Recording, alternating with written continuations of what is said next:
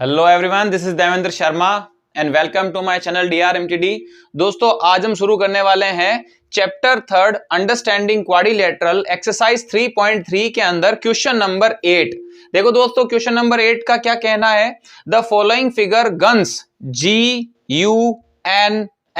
ये आपको एक फिगर दिया हुआ है और दूसरा फिगर क्या है आपके RUNS। ठीक है, ये दोनों ही क्या है, आर पैरेललोग्राम्स। ये दोनों के दोनों फिगर्स क्या दे रखे हैं दोस्तों, आपको पैरेललोग्राम आपको दिए गए हैं। फाइंड x एंड y, आपको इन फिगर्स के अंदर ये जो x ये जो y दे रखे हैं, इनकी वैल्यू हमें क्या करनी है, फाइंड करनी है। और इनकी जो भी लेंथ है, जैसे ये 26, 18, ये सब किस में दी हुई है, लेंथ आर इन सेंटीमीटर। ये सब की सब किसमें दे रखी है, ये सेंटीमीटर के अंदर आपको दे रखी है। तो देखो दोस्तों, क्वेश्चन नंबर फर्स्ट के अंदर सबसे पहले हम इसके अंदर x और y की वैल्यू फाइंड करते हैं। इसके अंदर हमें क्या दिया गया है, GUNS। ये जो फिगर है ये एक पैरेललोग्राम है। तो सबसे पहले हम लिखते हैं GUNS इज पैरेललोग्राम।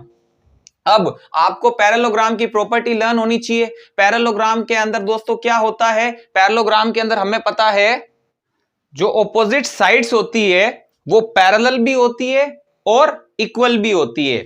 जैसे GUNS के अंदर ये दोनों ऑपोजिट साइड्स है, GS और UN ये दोनों ऑपोजिट साइड्स है। तो दोस्तों ये पैरेलल भी है। पैरेलल का मतलब आप लोगों को पता है, जो आपस में इंटरसेक्ट नहीं करती है। और ये दोनों क्या होगी, इक्वल भी होगी। तो मैं क्या लिख सकता हूं, GS और UN ये पैरेलल भी है, ये आप जानते हो ये पैरेलल का साइन है। और इनको मैं इक्वल भी कह सकता हूं, GS इक्वल्स टू UN। ठीक है, अगर ये दोनों साइड इक्वल है तो इनकी जो वैल्यूज है 3x और 18, इनको हम इक्वल रख सकते हैं। 3x is equals to 18। अब आप सब जानते हो 3 और x का मीनिंग क्या है, ये मल्टीप्लीकेशन की फॉर्म में है। मैं 3 को राइट में कन्वर्ट करूंगा तो वो डिवाइड में चला जाएगा और 3 6 18। तो इस तरीके से किसकी वैल्यू आ गई दोस्तों, 6 की वैल्यू आ गई। और सबसे पहले ही लिखा गया ये सब सेंटीमीटर में है, तो x की वैल्यू क्या आ जाएगी, आपको 6 सेंटीमीटर लिख देना चाहिए। ठीक है, x की वैल्यू ऑब्टेन्ड हो गई। अब इसी तरीके से जो GU ये वाली साइड है और ये जो SN है, ये दोनों साइड भी पैरेलल होगी और इक्वल भी होगी। तो मैं क्या लिख सकता हूं, GU इज पैरेलल टू, ये किसके पैरेलल होगी, SN के पैरेलल होगी और यहां तक कि इक्वल भी होगी। मैं GU को और SN को मैं क्या लिख सकता हूं, इक्वल भी लिख सकता हूं। अगर ये दोनों साइड इक्वल है तो इनकी जो वैल्यूज है 3y-1 और 26, इनको मैं इक्वल रख सकता हूं, जो कि मैंने रख दी है। अब हम y की वैल्यू फाइंड करेंगे। देखो 26 एज इट इज, -1 को राइट में कन्वर्ट करो, +1 हो जाएगा। इधर क्या बच गया दोस्तों, 3y। ठीक है, 26 + 1 27। और आप सब जानते हो ये जो 3y है ये भी मल्टीप्लीकेशन की फॉर्म में है, यानी 3 × y है। मुझे y की वैल्यू फाइंड करनी है, 3 को राइट में कन्वर्ट करो, डिवाइड में हो जाएगा, 3 9 जा 27। और इसको भी सेंटीमीटर में ही लिखेंगे। इस तरीके से x की वैल्यू 6 सेंटीमीटर और y की वैल्यू 9 सेंटीमीटर ऑब्टेन्ड होती है। अब हम सोल्व करते हैं इसका जो सेकंड पार्ट है, RUNS। ये भी दोस्तों एक पैरेललोग्राम दिया गया है क्वेश्चन के अंदर। तो सबसे पहले हम यही लिखते हैं, RUNS is a parallelogram. Parallelogram को शॉर्ट फॉर्म में इस तरीके से लिखते हैं, मैंने पहले भी वीडियोस के अंदर बता रखा है। ठीक है, अब देखो अगर ये पैरेललोग्राम है और ये जो वैल्यूज दे रखी है x और y, दोस्तों इसके अंदर ये दे रखे हैं डायगोनल्स। ये क्वेश्चन किस पे चल रहा है, देखो डायगोनल्स के ऊपर चल रहा है। तो पैरेललोग्राम के अंदर डायगोनल की जो प्रॉपर्टी होती है वो आपको पता होनी चाहिए। ठीक है,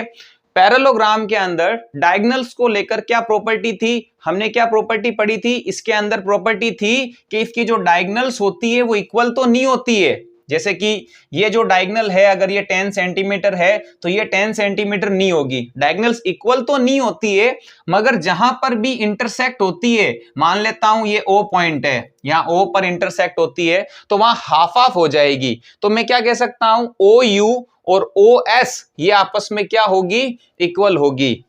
ठीक है, तो हम यहां लिख देते हैं, diagonals are bisect to each other. Diagonals are bisect to each other। ये पैरेललोग्राम के अंदर प्रॉपर्टी होती है डायगोनल्स को लेकर। क्यों? क्योंकि ये जो क्वेश्चन है इनके अंदर डायगोनल्स की वैल्यू दी हुई है 20, 60, ये क्वेश्चन डायगोनल के ऊपर ही चल रहा है, तो हम डायगोनल की प्रॉपर्टी लर्न करेंगे यहां पर। डायगोनल क्या इसके अंदर, सॉरी, पैरेललोग्राम के अंदर डायगोनल की क्या प्रॉपर्टी है? Diagonals are bisect to each other. जहां पर भी डायगोनल्स कटती है वहां पर क्या हो जाता है? हाफ हाफ हो जाती है। तो मैं क्या कह सकता हूं? ओ यू और ओ एस आपस में इक्वल होगा। ओ यू, तो ओ यू और ओ एस आपस में क्या होगा दोस्तों?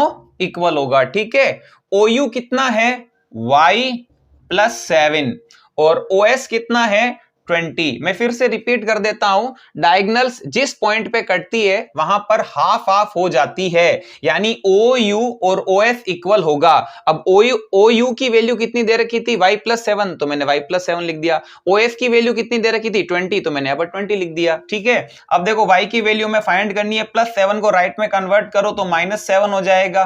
तो 20 - 7 कितना हो जाएगा दोस्तों? अपने 13। और आपको क्वेश्चन में भी दे रखा था ये सब किस में दे रखे हैं? सेंटीमीटर में। तो y की वैल्यू कितनी ऑब्टेन्ड हो गई? 13 सेंटीमीटर। ओके, अब देखो, अब आती है इस डायगोनल की बारी जो है आपके Rn। तो ये डायगोनल भी दोस्तों O पॉइंट पे इंटरसेक्ट हो रही है, तो जिस पॉइंट पे इंटरसेक्ट होती है वहां पर वो हाफ हाफ हो जाती है। तो मैं क्या कह सकता हूं? इसके अंदर भी जितनी ON है, ON इक्वल्स टू OR। ठीक है, ON कितना दे रखा है दोस्तों? ON की वैल्यू दे रखी है x+y इक्वल्स टू OR की वैल्यू कितनी दे रखी है दोस्तों? 16। अब यहां पर दोस्तों एक क्वेश्चन ये उठता है कि क्या हम पहले इसको, सबसे पहले मैंने OU इक्वल्स टू OS ये लिखकर सोल्व किया है कि नहीं किया है? अब क्वेश्चन ये उठता है कि पहले मैं इसको भी तो लिख सकता था, लेकिन अगर मैं पहले इसको लिखूंगा तो यहां पर x और y दोनों ही मिसिंग है। आप एक वैल्यू कहां से लेके आओगे? तो मैंने सबसे पहले OU और OS इनको इक्वल रख के y की वैल्यू तो ऑब्टेंड कर ली है ना। अब y की वैल्यू मैं यहां रख सकता हूं, तो x प्लस y की वैल्यू कितनी है? 13 इक्वल्स टू 16। अब मुझे x फाइंड करना है, +13 को राइट में कन्वर्ट कर दो, -13 हो जाएगा कि नहीं हो जाएगा? और x की वैल्यू फिर से कितनी आ जाएगी दोस्तों? अपने 3 सेंटीमीटर, क्योंकि सारी की सारी वैल्यू किस में चल रही है? सेंटीमीटर के अंदर चल रही है। तो इस तरीके से हमें x और y की वैल्यू ऑब्टेंड होती है। आप इसको नोट कीजिए। नेक्स्ट वीडियो के अंदर हम मिलते हैं दोस्तों क्वेश्चन नंबर 9 के साथ। तब तक के लिए थैंक यू फॉर वॉचिंग।